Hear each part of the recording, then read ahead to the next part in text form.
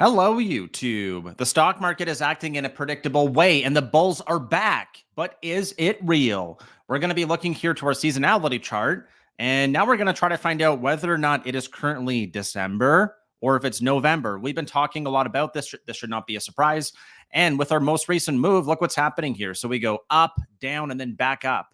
So what we're starting to do is to get volatility. This happened here where we go up more, down more, up even more, and then higher low, and then we eventually dump. But it also happens here. We see the high, the low, and then we take it out, notably by taking out that relative high all the way here, basically making a higher high. That would signify that we're getting more confirmation we're actually in December. We would be in a new 52-week high, and the probability that we're just going to run into the end of the year increases. If we stall out here, then what it means is that 460 is still tough resistance. 440 is still strong support.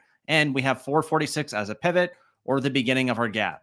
So what this means is that we're right up against resistance. We're going to go through today and update this daily chart to make sure it makes more sense. We've been going through and doing it on the morning stream as well. But jumping here to QQQ, what do we have? Well, we got a higher low, higher high, and then did we close over the candle high? Close it. The high here is 390.37. Oh, yes, we got it. We claimed it. And we can thank Google and we can thank AMD for that. So Google had some pretty big news about Gemini, their new competition for AI. And then AMD released a new AI chip, and it didn't hurt the other chip makers, right? Up, up, up, everything's up. This AI hype seems real. Is it turning into real earnings? Well, not yet, but the hype sure seems real. And what this means is that the market's currently battling Jerome. It's battling, right? Jerome pushes back on rate cuts, but market pushes back harder. And this is Jerome Powell, right? This with a scowl. He's like, yeah, I don't really like the stocks going up. I don't like it. So how hard is he going to try to get them down? Everything rally brings out the mealy mouth in Powell. Attempts to rein in markets to, again, do the Fed's job was blown out in a matter of minutes. So what this really means is that when we look here to the big rally that we had starting in November, it's the biggest decline in financial conditions on record. If you're not sure what that means, it just means how cheap or how easy money is to get, right? The financial conditions. Is it easy? Is it hard? And I'm not saying we're at a record low. I'm just saying we saw a record decline, meaning stocks went way up, bonds went down, and that's an everything rally because everything rallied. All right, so I'm going to ask you for a huge favor. If you could please consider smashing that thumbs up and subscribing to the channel, I would greatly, greatly appreciate that. And thank you very much ahead of time for your support. It really does mean a lot. If you want more stock market videos, we do put out uploads every single day, but I'm also streaming the open now starting at 9:15 every single weekday. All right, let's push forward because we want to keep it simple. We went through a lot of things on the weekend. So let's just go through our daily chart now here on the, actually, let's get through the news and we'll come back to the charts. So seasonality, I will update this and I'll show you my thoughts. Jerome's just like, man, I'm trying hard to get the market to go down. And, right, he's not really thrilled about it, but does he want to be the Grinch again? He was the Grinch in 2018. He knows what it's like. He knows what it's like to be Santa. That was 2020. He knows what it's like to be the Grinch. That's 2018. Hey, he's got the decision to make. If we look here to fear and greed, we note that we're 2 points higher than yesterday.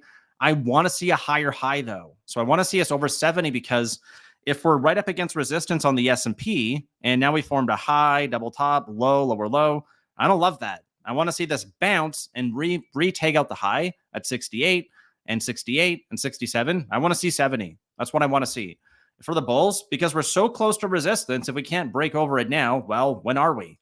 I don't know. It's got to be right now. That's what this tells us. It's now. It's go time. We got to go up moving forward. So fear and greed gives us a little bit of a clue. And then we'll talk about that in a second here. I'll bring that back. We'll talk about the news. So we talked about AMD and then also Google.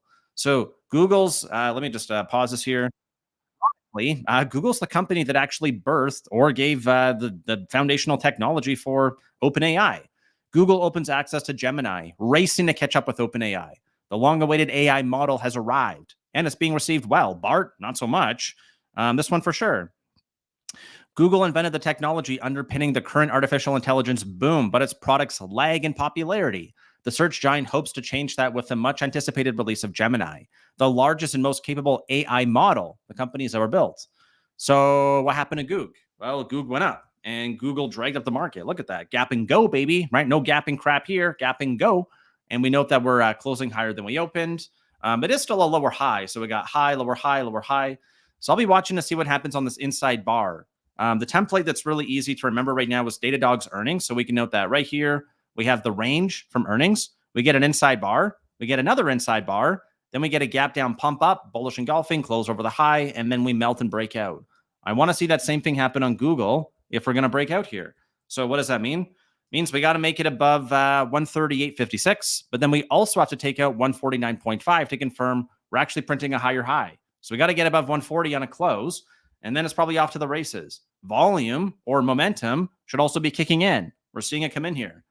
All right, there we go. And again, we've been talking a lot about those failed breakdown patterns. There's that sucker right there, right? There it is. There's that failed breakdown. There's the close over the candle high, and then it just didn't really look back. These patterns play out over and over and over if you've not noticed it by now. All right, so we talked about that one. AMD stock spikes after company launches AI chip to rival NVDA. It's up 10%. Lisa Sue, right? Yes, here we go. Here's our answer to NVDA. It's going to make our stock go up. All right, two more quick things here. So next thing we're going to look at is going to be the fact that we got economic data today. Initial jobless claims coming in green. Green means a beat, but is good data supposed to be bad, or is bad data supposed to be good? That's the question. So the market rallied on hype, but then it went even higher. Here's a quote from Simon Ree. If you want to follow him on Twitter, here you go. He's got 25 years experience at Goldman Sachs and Citi. So what this means is that I'm just going to read his tweet. He summarized it well. With 125 basis points of cuts fully priced in by the markets, expect any economic bad news to actually be interpreted as bad news going forward. If non-farm payroll misses tomorrow, meaning Friday, the market is far more likely to sell off than it is to rally at that point. If you remember on yesterday, we got a miss or a red number on ADP non-farm payroll. What happened? Gap and crap, right? We gapped up and it crapped out. So bad data was bad. Well, at least for yesterday, yep. Bearish engulfing, closing below the low. And then we got the save today. So the save was good news. Why? Again, let's go back to that Powell comment, because Powell basically, just read the headline here. Powell pushes back on rate cut bets, but market pushes back harder, right? We're playing chicken. And he's specifically talking about the first half of 2024. Let me see if I can find that here. Federal Reserve Chair Powell attempted to push back investors' growing expectations of interest rate cuts by 2024. I'll show you what this means here. Let's go to Fed Watch Tool. Let's have a look at it. So what this basically means is that the market is pricing in more than a 50% cut.